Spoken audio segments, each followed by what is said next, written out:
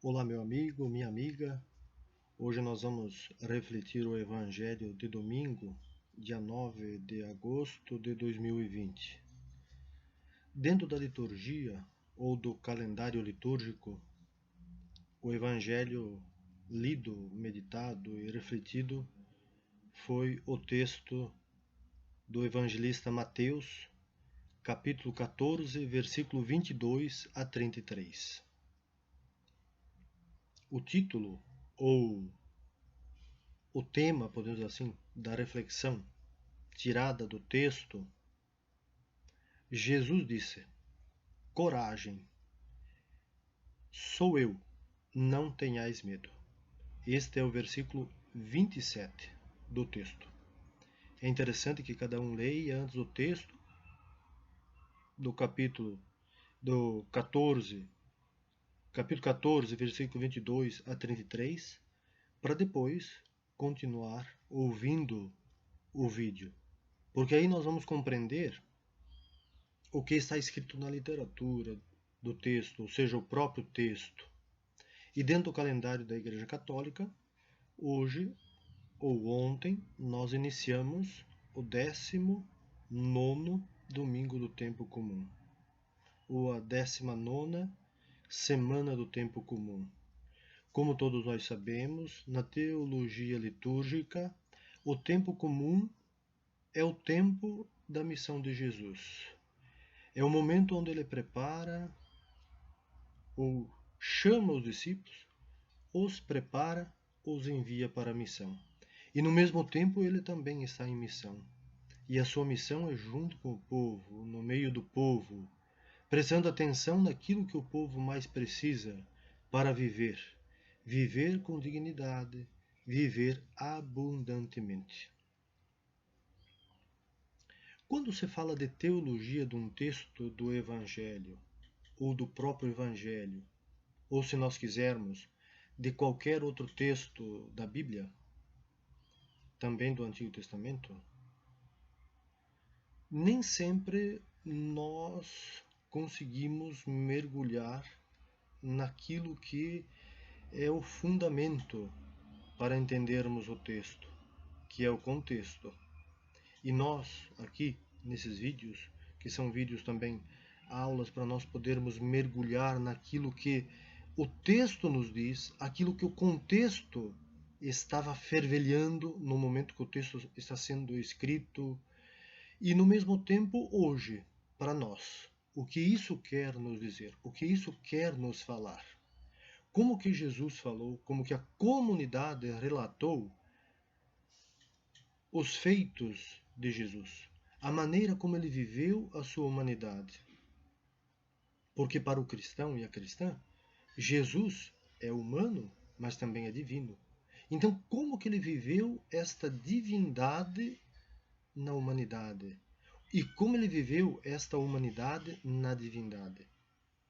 É muito importante para nós lembrarmos que a teologia ela é um curso aonde nós podemos ver de uma forma mais profunda o que o texto bíblico quer nos dizer. Muitas vezes ela é até tratada pejorativamente, porque muitas pessoas, talvez fora da compreensão teológica e até mesmo fora da igreja, talvez não compreendam o que a teologia tem a nos dizer.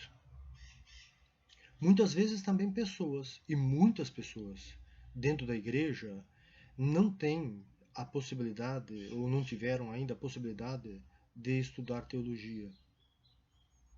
Fazem todos os sacramentos que um cristão faz ou recebe dentro da igreja católica, mas não estuda, não se aprofunda, por que pareça, teologicamente em cima da sua fé. Recebe o batismo, mas não estuda sobre o batismo de uma forma aprofundada. Muitas vezes a Eucaristia, o sacramento da confissão, do matrimônio, a unção dos enfermos, enfim, outros sacramentos, que aí nós temos também a ordem, o sacramento da ordem, a questão do sacerdócio, mas não se aprofunda de uma forma mais ampla do que isso quer nos dizer. E aí nós ficamos muitas vezes no superficial. Por isso que hoje, para nós adentrarmos no texto, é importante que comecemos a nossa reflexão ou a nossa meditação, lembrando que a barca, a igreja do primeiro século, está no mar. E este mar está agitado. E a barca está cheia de discípulos e discípulas. Segundo aquilo que nós estamos já há alguns domingos lendo e refletindo, é o grupo de discípulos de Jesus que está acompanhando os passos do Mestre. Cada momento é especial para entender e compreender qual a missão de Jesus e, no mesmo tempo, qual a missão do discípulo de Jesus, do seguidor de Jesus. Lembremos que, teologicamente, a barca não é simplesmente uma barca que navega no mar, mas sim é a própria igreja que está sofrendo aquilo que nós já falamos também algumas vezes, a perseguição, tanto interna porque é o contexto da Galileia, onde a barca ou a comunidade ali se encontra, que é o mar da Galileia, ou o lago da Galileia, e esta braveza do mar, este vento forte, estas ondas, simboliza no mesmo tempo a força de Herodes contra os cristãos e também a força e a tirania do Império Romano contra as primeiras comunidades. Não podemos esquecer de que o Evangelho de Mateus foi escrito entre o ano 80 a 90. O imperador é o imperador Vespasiano, que também perseguiu, também plantou dentro do império o culto ao imperador morto. E na Galileia, é claro que naquele contexto que Mateus escreveu, o Herodes não vivia mais, teria morrido já. Morreu mais ou menos entre 43 e 44 da era cristã. Então há uma grande distância entre a morte de Herodes e quando o evangelista ou a comunidade de Mateus escreveu o evangelho, relatou os fatos. Mas mesmo assim a comunidade está sendo perseguida. Perseguida por vários grupos, por várias pessoas que não entendem a mensagem de Jesus, que não compreendem como que os discípulos e as discípulas de Jesus vivem profundamente esta mensagem.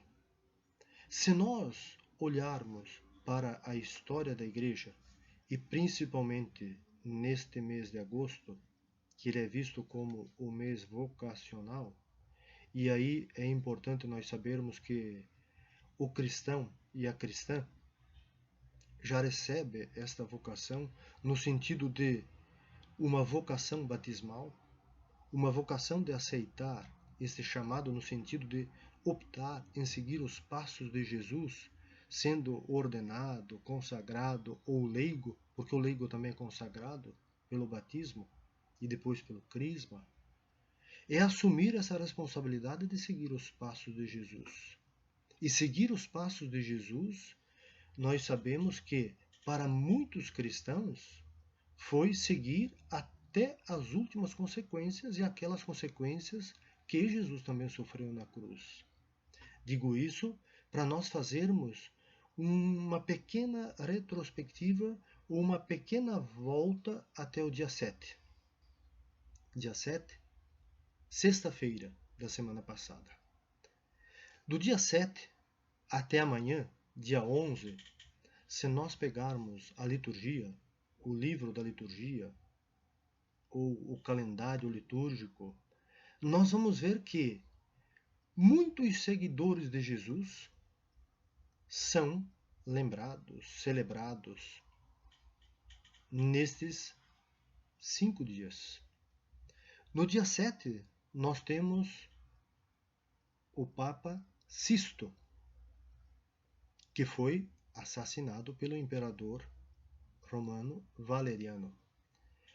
No dia 8, nós celebramos ou lembramos Domingos de Guzmán, ou Guzmão, que foi o fundador da ordem religiosa dos padres dominicanos.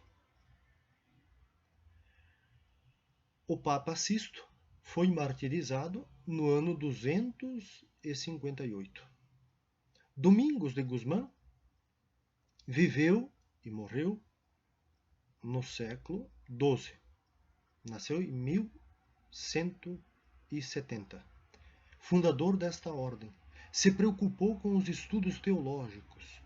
Por isso que até hoje os padres dominicanos se destacam pela cultura teológica e também filosófica dos estudos bíblicos. Ontem, no dia 9, a igreja lembrou o martírio da Santa Edith Stein. Edith Stein foi uma irmã religiosa carmelita, nasceu na Alemanha, ou no contexto da Alemanha nazista. Por ser judia, foi presa, torturada e morta no campo de concentração, Auschwitz. Hoje, a igreja lembra o diácono que trabalhou junto com o Papa Sisto, que foi lembrado no dia 7. Também foi brutalmente assassinado no dia 10 de agosto do ano 258. Ou seja, hoje a igreja recorda o seu martírio.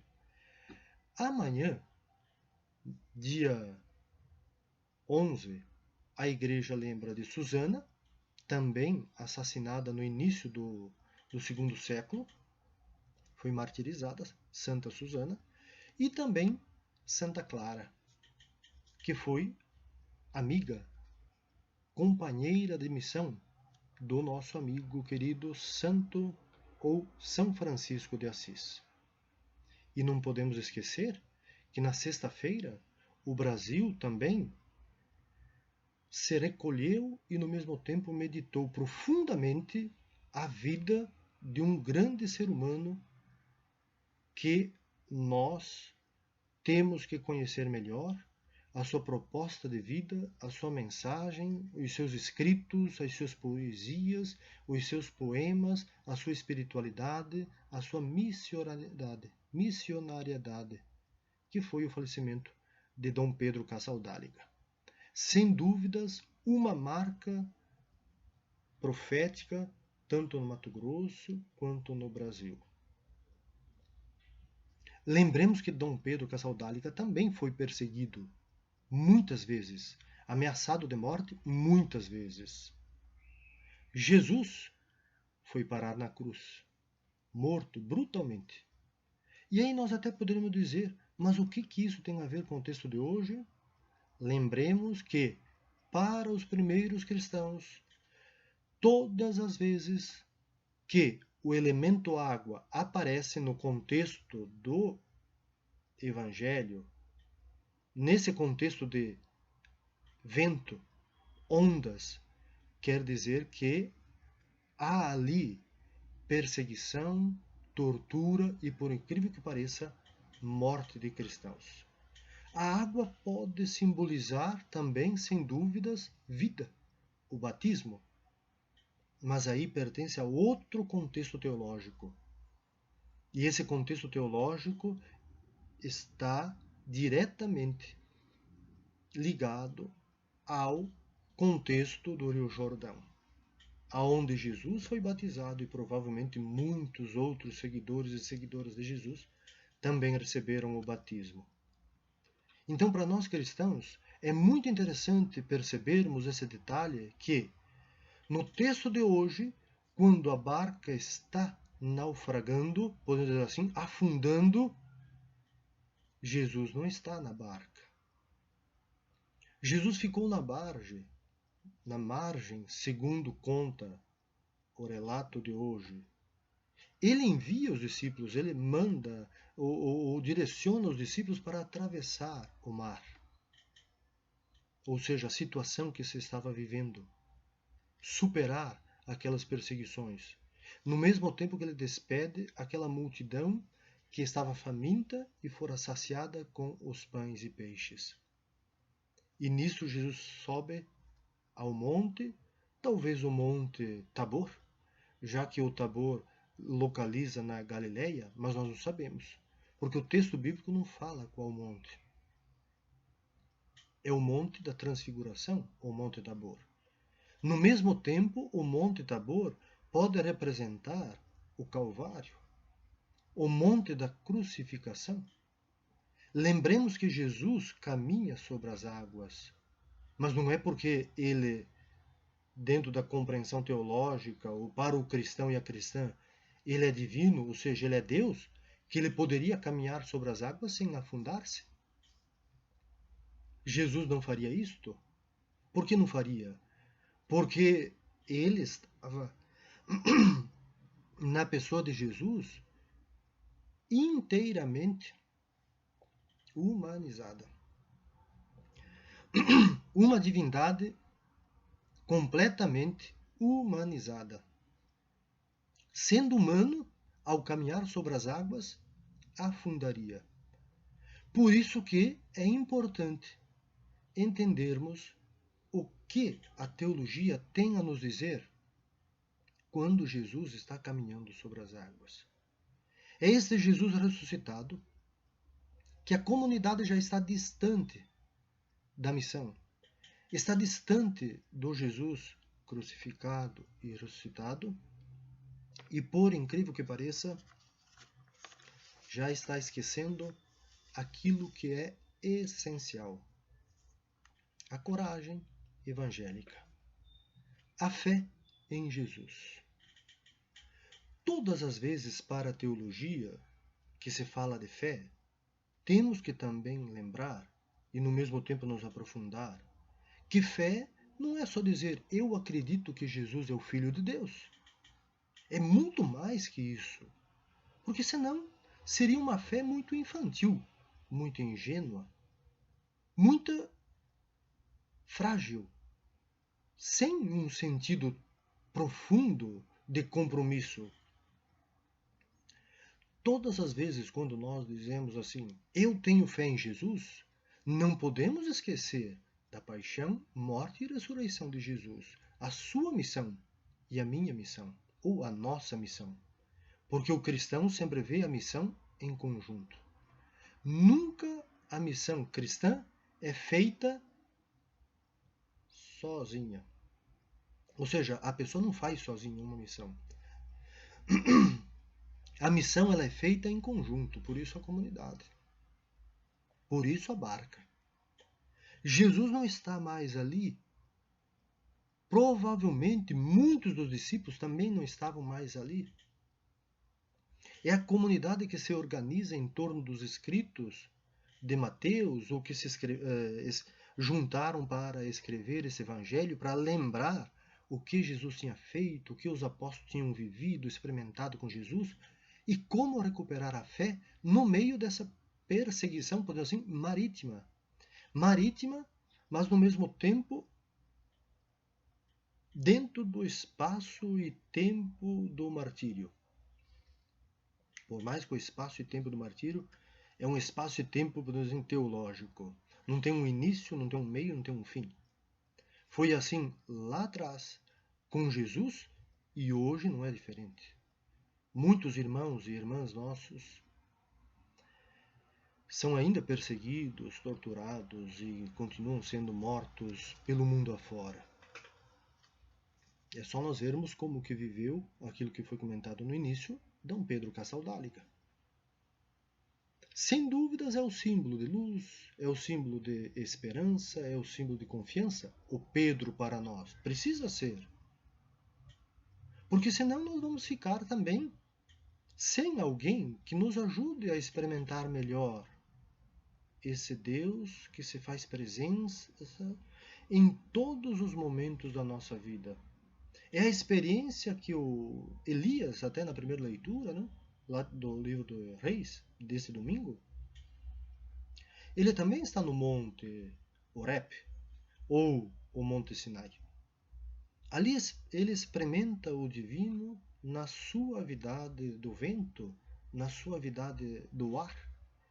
Deus não está no terremoto, não está no vento forte, não está no fogo abrasador, mas está na brisa suave. Muitas vezes nós buscamos esse Deus mais de abalo sísmico, mas nós não vamos encontrar. Não vamos encontrar porque nem Jesus foi assim. Mas ele era forte, ele era sólido na sua palavra, na sua convicção, na sua coerência, na sua maneira de viver, na sua maneira de ser, na sua maneira de falar, na coerência existencial, ou seja, no todo da sua vida. E com certeza os discípulos também viveram, depois que compreenderam a morte e a ressurreição de Jesus, provavelmente viveram essa experiência. Viveram profundamente este elo, esta comunhão com Jesus. Pedro é o primeiro a sair da barca. Todos estão na barca, todos veem Jesus caminhando sobre as águas, é claro, metaforicamente, teologicamente, temem, pensam que é um fantasma. Mas é Pedro quem toma a iniciativa para sair da barca. E aqui há uma pedagogia, aqui há um ensinamento muito profundo para nós cristãos. Sair da barca. É Pedro, é claro, provavelmente ele não vivia mais, porque ele foi morto em 68, 69. O Pedro foi martirizado também, assassinado, crucificado, de ponta cabeça, como diz histórias fora da Bíblia, estudos pós-bíblicos, foi assassinado. Se ele foi assassinado em 68 e Mateus foi escrito em 60, ou melhor, no ano 80 a 90, então ele já não estava mais presente fisicamente na comunidade. Mas fica o modelo de fé, fica um representante, aquele representante que se chama até hoje o Papa como representante de Pedro, mas nós sabemos que não é Pedro. Mas é teológico, é pedagógico. É interessante para nós entendermos a missão da pessoa que está ali na linha de frente, fazendo este elo no sentido de buscar trazer de volta aquilo que se perdeu. É buscar na fonte, é buscar na originalidade.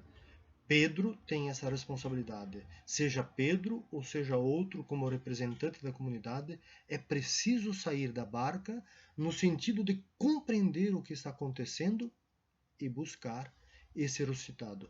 Buscar no sentido teológico, buscar onde está. E sem dúvidas, o Cristo ressuscitado estava lá na partilha dos pães, na partilha dos peixes. Estava lá junto com o povo faminto, dolorido, explorado, perseguido também e excluído, marginalizado, por incrível que pareça, pelos seus representantes. Não é diferente daquilo que nós vivemos hoje. É que nós cristãos muitas vezes demoramos para perceber que Jesus não faz nenhum tipo de missão para manter alguém no poder. Jesus abriu mão do poder. Lembremos da carta de Paulo, escrita aos Filipenses, quando diz que Jesus se despojou-se completamente, até mesmo da divindade, ou seja, humanizou-se por completo, para viver profundamente a humanidade. Viveu a humanidade até no profundo da dor do ser. Quando estava no Monte Getsemane, transpirou suor e sangue. Na cruz grita, ao ficar sabendo do seu amigo que está morto, Lázaro, chora. Chega perto da cidade de Jerusalém, também chora. Ou seja, é um Jesus divino, mas completamente humanizado, sem perder a sensibilidade divina, ou seja, sem perder a sua divindade. A sua divindade perpassa também pela condição humana, no amor, na capacidade de encher-se de compaixão, de misericórdia, de amor até o último suspiro. Pai, perdoai-vos, eles não sabem o que fazem. A missão de Jesus, tanto no domingo passado quanto de hoje, é uma missão para a vida. Vem trazer para Pedro, para a comunidade que está na barca, para nós hoje, para as comunidades do primeiro século, uma maneira diferente de enxergar o Jesus. Não um Jesus fantasma, não um Jesus de uma imagem distante da nossa realidade, mas um Jesus que está na mesma barca conosco. Nos ajuda a superar essas ondas, esses ventos e chegar no outro lado. Também é a missão. É preciso avançar no sentido de encontrarmos novas maneiras de poder viver de uma forma profunda e madura esta fé, que muitas vezes é uma fé ingênua.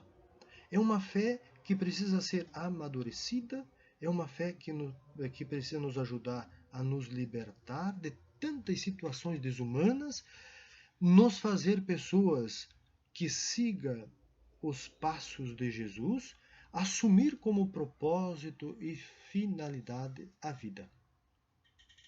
Assim como Jesus fez, assim como os seus discípulos fizeram naquele momento, as discípulas também, esses que seguiram os passos de Jesus que foram martirizados, e nós hoje vivermos uma fé cristã capaz de dizer que a vida é um direito e um dever de todos. Na missão cristã, o direito e o dever é proteger a vida, cuidar da vida, cultivar a vida, zelar a vida e prevenir de qualquer tipo de eliminação desta vida. Porque a vida ela é humana e ela é divina. E cabe a nós, cristãos e cristãs, perceber que a vida, sem dúvidas, pertence ao divino. Nós temos que olhar a nossa fé, nós temos que olhar a nossa missão, nós temos que olhar a nossa vida e começar a perceber e, no mesmo tempo, a sentir como que nós estamos vivendo. Lembremos que Jesus sobe ao monte para rezar, mas desce, assim como fez lá no Tabor, na Transfiguração, junto com os discípulos. No Evangelho deste domingo, também.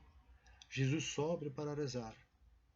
Seus discípulos estão no mar, estão atravessando o mar da Galileia, ou o mar da vida, o mar do contexto perturbador, que causa medo, que causa temor, que causa insegurança, que causa desespero e também morte dos seguidores e seguidoras de Jesus. Temos que olhar como que a nossa fé se volta ou se aproxima deste outro Jesus, ou no mesmo tempo pessoa humana, qualquer outra pessoa humana. Quando nós falamos de oração, quando nós falamos de orar, como nós falamos de Jesus, nós nunca deveríamos colocar um limite para ver o outro como nosso irmão ou irmã. Porque este outro, esta outra, ele precisa ser visto, olhado, enxergado pelo olhar da alteridade, do altruísmo, da espiritualidade. Ver no outro esse meu irmão, esta minha irmã, que também precisa da minha ajuda. E no mesmo tempo eu preciso da ajuda deles. Porque o cristão e a cristã não vive a competição, mas vive a cooperação.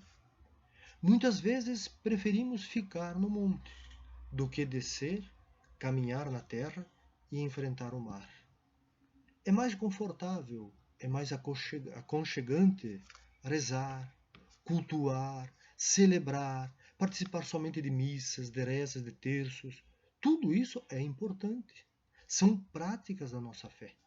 Mas não podemos ficar só nisso. A missa, a oração do terço ou outras práticas religiosas que nós temos, todas elas precisam nos ajudar a nos orientar, a vivermos a nossa humanidade, espiritualidade e missionariedade. Talvez por isso que muitas vezes é melhor seguir um Jesus fantasma, assim como os discípulos viram. Porque o fantasma, ele não nos interpela, mas um Jesus carne e osso, por incrível que pareça, ele questiona, ele nos faz ver diferente, nos faz olhar aonde nós não queremos olhar, nos faz girar a nossa mente para vermos o que há no todo da comunidade, da sociedade ou da nossa vida. Para nós não tirarmos uma conclusão feita, pronta, sem reflexão, sem meditação. Jesus nunca teve medo de questionar as autoridades. Os discípulos e discípulas, seguidores e seguidoras de Jesus, de ontem e de hoje, também.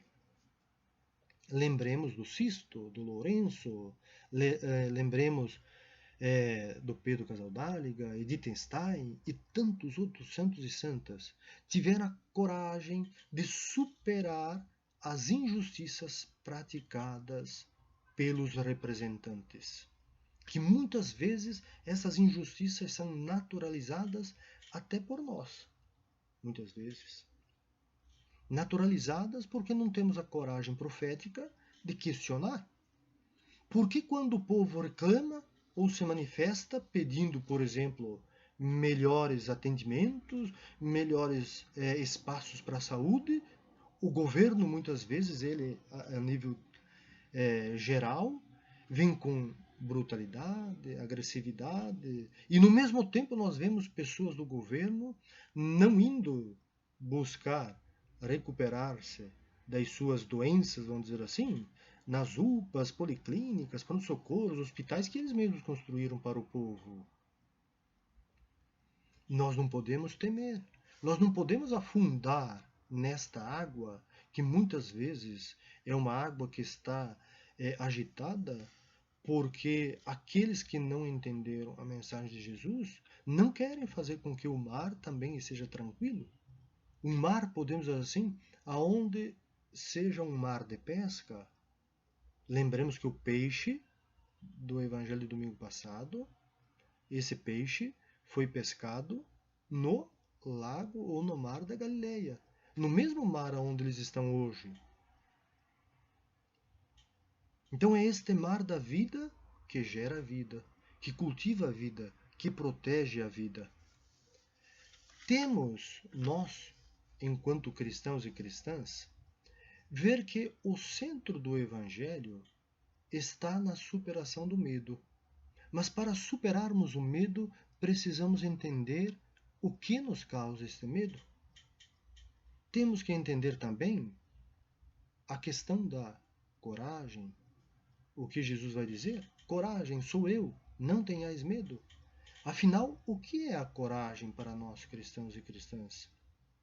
Coragem, a própria palavra, vem na sua origem, ação ou agir pelo coração ou com o coração. Agir com o coração porque para o povo hebreu, o semita, e também para o judeu, que são povos que vão se organizando, só vão trocando a questão dos nomes, mas a origem é a mesma, né?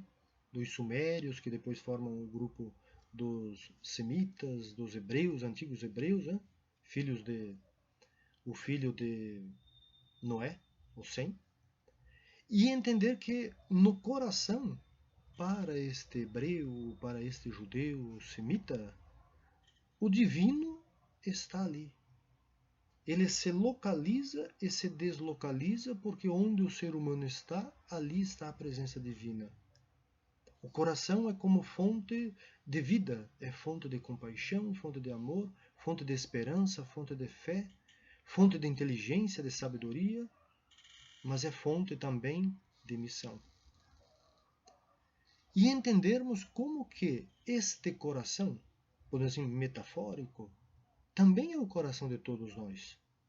Como que Jesus age, reage, nos provoca no bom sentido, nos provoca e nos convoca, nos chama, nos coloca em lugares onde nós também temos que experimentar como que a nossa fé pode nos ajudar a melhorar a nossa humanidade e como que podemos partilhar melhor as nossas vidas enquanto cristãos. Estamos vivendo um mundo de muitas divisões, de muitos compartimentos. Estamos esquecendo-nos de uns dos outros. Estamos esquecendo que somos humanos, que somos pessoas necessitadas uns dos outros.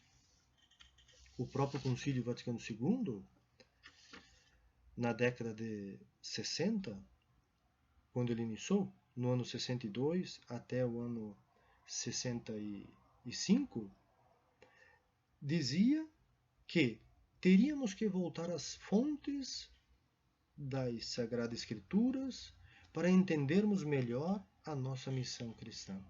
Por isso que um dos documentos do Concílio Vaticano II é a Dei Verbum, o Verbo de Deus, o Verbo que se faz carne, o Verbo que se faz gente. E ao ler esta palavra hoje, nós também, sem dúvidas, estamos mergulhando nesse mistério e fazendo teologia, e no mesmo tempo fazendo realidade, experimentando profundamente esse Deus que caminha conosco. Voltar às fontes. Todas as vezes que voltamos para a leitura do texto, nós nos encontramos conosco, com o divino e com os outros.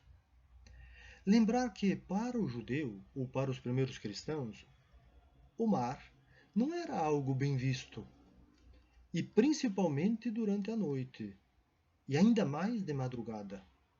Aqui nós encontramos uma teologia, nós encontramos o aspecto teológico. Dificilmente, ou poderíamos dizer até jamais, um judeu ou um cristão sairia para passar a madrugada no mar da Galileia, ou pescando ou buscando atravessá-lo. Ele não era um mar muito grande. Ele contém 21 quilômetros de comprimento e 12 de largura. Mas é claro que talvez para aquele tipo de barca, para aquele momento, poderia ser muito extenso, muito grande para atravessá-lo. Mas, para os judeus, o mar, ele representa o medo, o desespero, ele representa a solidão, representa o desânimo, representa a confusão, representa a ausência de fé. Representa também o medo, representa o temor, representa o abandono. Para o judeu, no mar, ou no meio do mar, vivia o monstro conhecido como Leviatã. E todos aqueles que entrassem no mar poderiam ser engolido, ou destruído, ou morto pelo Leviatã. É claro que para o cristão e para a cristã do primeiro século, ele está entendendo esta mensagem judaica e fazendo uma travessia também, uma travessia para uma compreensão teológica cristã. É 3 da manhã, segundo diz o texto, é madrugada. Para o cristão, neste momento, é o momento que se inicia a ressurreição de Jesus. Maria Madalena não sai na barca. Segundo o texto, ela não está na barca. Mas todos nós sabemos que ela está no cenáculo. Ela é peça-chave para entendermos a ressurreição de Jesus. Porque Maria Madalena é a que tem coragem. No evangelho de ontem, ou de domingo, né, dia 9, é Pedro quem sai da barca. Mas na ressurreição, no dia da ressurreição, não é Pedro, é Maria Madalena.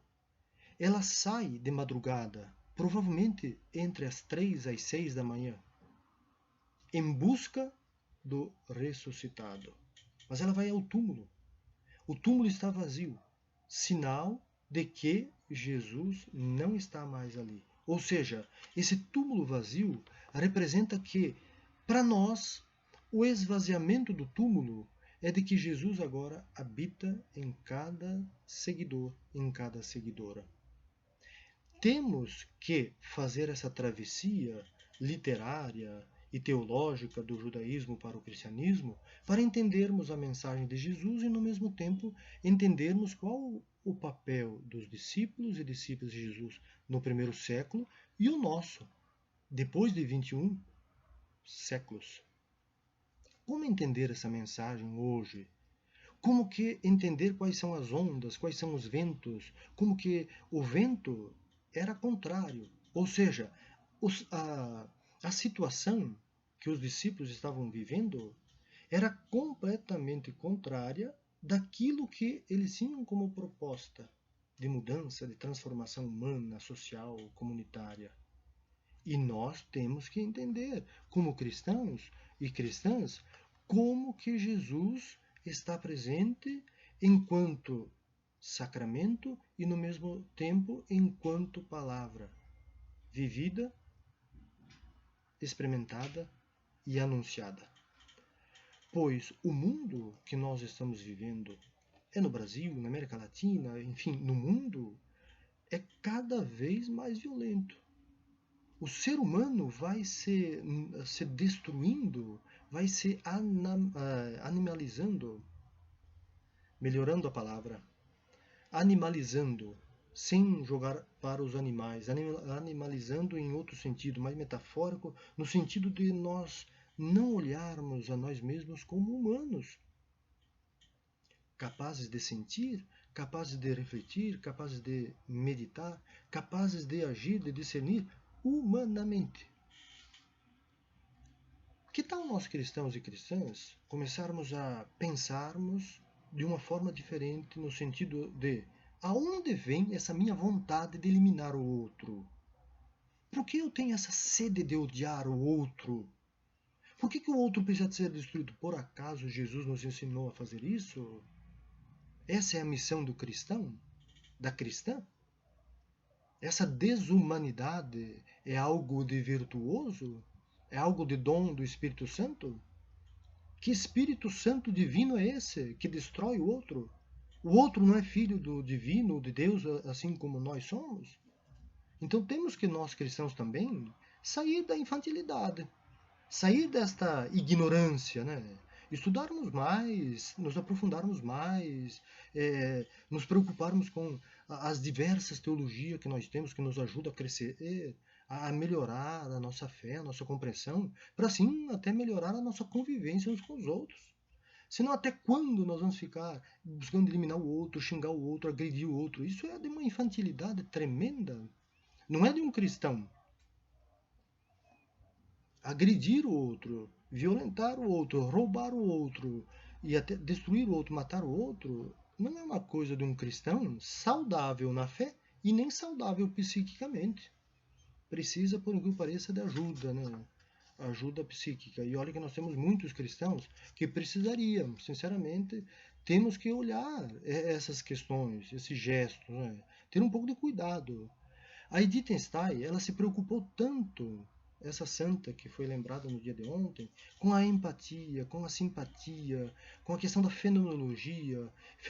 Fenomenologia é uma área, uma ciência dentro da filosofia, porque ela também era filósofa, além de ser teóloga, era filósofa, e ela estudou muito a questão da fenomenologia. Fenomenologia é o estudo dos fenômenos. É um estudo sobre aquilo que se revela, porque a palavra fenômeno, fenomenoi no grego, quer dizer o que se revela. Não é algo misterioso que nós não podemos detectar. Muito pelo contrário. No grego, a palavra fenômeno é o que nós podemos ver, é o que podemos descobrir. é o que vai à essência da coisa e de tudo que existe. E ela trouxe para o mundo teológico, para o mundo religioso, de que na fenomenologia teológica, podemos dizer assim, na essência do ser humano está o divino. E nesse divino se alimenta a empatia. É bonito os livros que ela escreveu, muitos livros, e um dos conhecidos, que quem puder estar assim lendo, As Ciências e a Cruz, para entendermos essa empatia de Deus por intermédio de Jesus conosco. Como Jesus nos vê, como Jesus nos enxerga. O olhar de Jesus para nós é olhar divino, ou seja, é olhar de Deus. Este olhar divino em Jesus, humanizado, é a maneira também como nós enxergamos uns aos outros. E é muito profundo o que a Edith Stein vai falar nas suas obras, principalmente quando trabalha na fenomenologia do ser humano. Como que esse ser humano pode estar vivendo em momentos difíceis, em momentos sombrios, sem perder a sua essência divina? Já que um dos seus livros também que ela escreveu se chama Pessoas em Tempos Sombrios. Quais são os tempos sombrios? Ou quais são as sombras que nós também carregamos em nossa vida, em nossa mente, em nossa existência? E que refletem muitas vezes nas nossas experiências, muitas vezes, como eu dizia antes, caóticas. Caóticas porque muitas vezes nós vivemos uma agressividade, uma violência, porque não trabalhamos as nossas sombras que foram se constituindo na nossa existência. Para já ir concluindo, não podemos esquecer que todo profeta, toda profetisa, todo discípulo, toda discípula de Jesus, por incrível que pareça, ele pode sim receber perseguições. Jesus não foi o único, Pedro também não, o Papa Sisto, o Papa Lourenço, o Diácono Lourenço, a Edith Stein, Pedro Casaldáliga com as suas perseguições que sofreu, e tantos outros homens e mulheres que foram afundados e reconstituídos, vamos assim, porque o afundar de Pedro pode estar ligado com a sua morte, e o sair da água pode estar ligado à questão da ressurreição, é o Jesus que ele tira, porque os cristãos também faziam esta analogia, esta explicação. O afundar nas águas pode ser também o batismo. O sair das águas é o compromisso que nós vamos assumir fora dela. E o afundar também pode ser a morte, e o sair da água pode ser voltar para a vida. Lembremos que quem tira Pedro da água ou das águas é o próprio Jesus. Então é interessante nós fazermos sempre esses paralelos, porque nos ajuda a vivermos de uma forma mais profunda a nossa vida e encararmos a realidade existencial da vida ou da sociedade, da cultura e também eclesiologicamente da nossa igreja, para podermos assumirmos uma missão que seja realmente cristã. E, como eu disse então para concluir, eu gostaria de dizer que o Pedro Casaldáliga, sem dúvidas, é um profeta da esperança. Assim como nós temos um material muito bonito e quem gostaria de assistir, assista. Está na internet, no YouTube. Como que ele é um profeta da esperança? Por que o profeta é perseguido? Por que Acabe, o rei de Israel, junto com a sua esposa Jezabel, estão perseguindo Elias?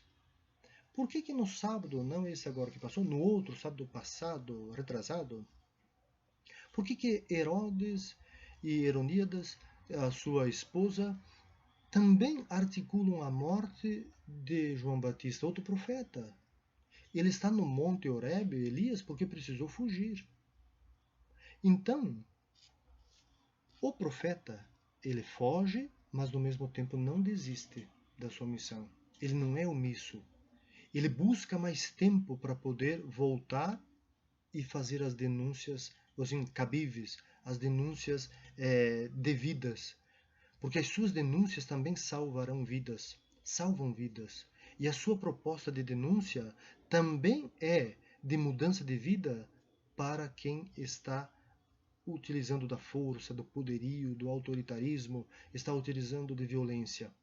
Por isso então que eu disse que Pedro Casaldáliga, se nós conhecermos a vida dele, sem dúvidas, é de um cristão que nós temos que seguir como nosso espelho. Viveu profundamente as qualidades cristãs. E eu faço um pequeno escrito aqui sobre um pouco do relato da vida dele. Viveu profundamente essas qualidades da humildade, da simplicidade, da sensibilidade, da solidariedade, da fraternidade, da espiritualidade, do despojamento, da pobreza, da doação, do profetismo e da missão. Trabalhou pelo bem mútuo e pelo mútuo bem. Viveu, acreditou, sonhou, plantou, espalhou coerentemente os direitos da vida, para todos, sem distinção. Foi um defensor da vida humana, defensor da vida dos vegetais, dos animais, a vida no todo. Ou seja, uma visão teológica, ecológica, que é a visão da criação, que todos nós cristãos temos que ter também, uma visão da criação no todo. Zelar, cuidar, cultivar e ter esta atenção para nós não sermos um destruidor da natureza, que é criação divina. Pedro, sem dúvidas, é o profeta da esperança e da confiança. Ouvir um profeta é escutar o eco do ressuscitado que nos encoraja hoje, dentro desta situação complexa e bárbara que estamos vivendo. Estamos nos autodestruindo e autodestruindo. Ou seja, se nós olharmos de uma forma mais crítica, pedindo a luz de Jesus ressuscitado, nós podemos ver que, por incrível que pareça, nós muitas vezes estamos nos autodestruindo e alter, melhor dizendo, é destruindo também os outros. Sem compaixão, sem misericórdia. Ou seja, estamos cada vez mais construindo uma sociedade violenta, egoísta, competitiva e uma sociedade de morte. Com, muitas vezes, o nome de Deus, ou o nome de Jesus. Mas muitos cristãos e cristãs não estão percebendo que esta mesma sociedade já matou Deus.